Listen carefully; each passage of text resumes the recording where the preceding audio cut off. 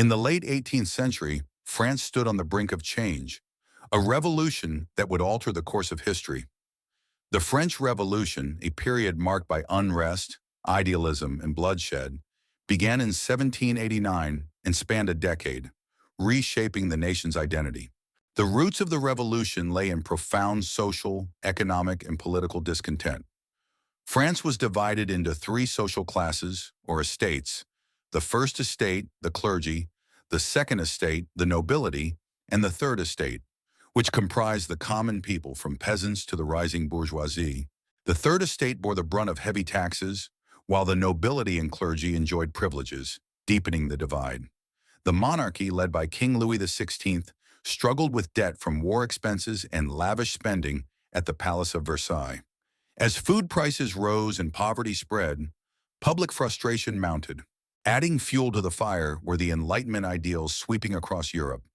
Philosophers like Rousseau, Voltaire, and Montesquieu questioned absolute monarchy and championed liberty, equality, and fraternity.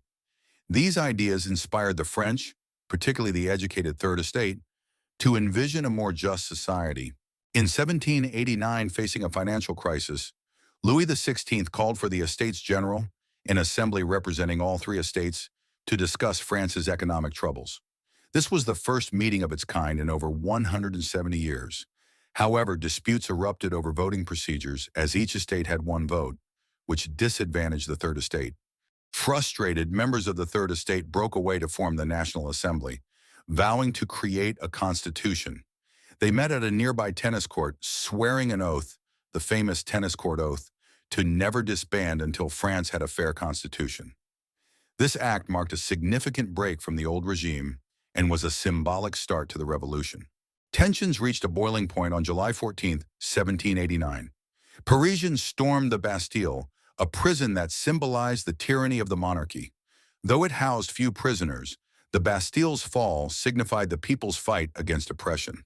July 14th became a national symbol of freedom in France, celebrated to this day as Bastille Day. As the revolution gained momentum, the National Assembly abolished feudal privileges, striking down the old social structure. On August 26, 1789, the Assembly adopted the Declaration of the Rights of Man and Citizen, a document inspired by Enlightenment ideals. It asserted that all men are born free and equal, promising liberty, property, and security. By 1792, the revolution entered a more radical phase. King Louis XVI was arrested, and in 1793, both he and Queen Marie Antoinette were executed by guillotine. Political factions emerged, with the Jacobins and the radical leader Robespierre pushing for swift, often brutal changes. The period known as the Reign of Terror ensued, where suspected enemies of the revolution faced imprisonment or death. The guillotine claimed thousands of lives, including prominent revolutionaries who fell victim to the very terror they helped instate. In 1794, Robespierre's influence ended, and with his execution, the Reign of Terror faded. France then entered a period of instability as different leaders vied for power. Eventually, in 1799, a young general named Napoleon Bonaparte seized control, declaring the end of the revolution. Napoleon would go on to reshape France and much of Europe. Though the revolution was chaotic, its legacy is profound. It dismantled feudal privileges, promoted democratic ideals, and inspired revolutions worldwide. The French Revolution laid the groundwork for modern concepts of citizenship and rights, challenging the notion of absolute monarchy.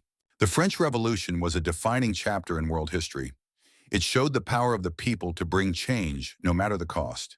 Its ideals, liberty, equality, fraternity, continue to inspire and remind us of the enduring quest for justice and freedom.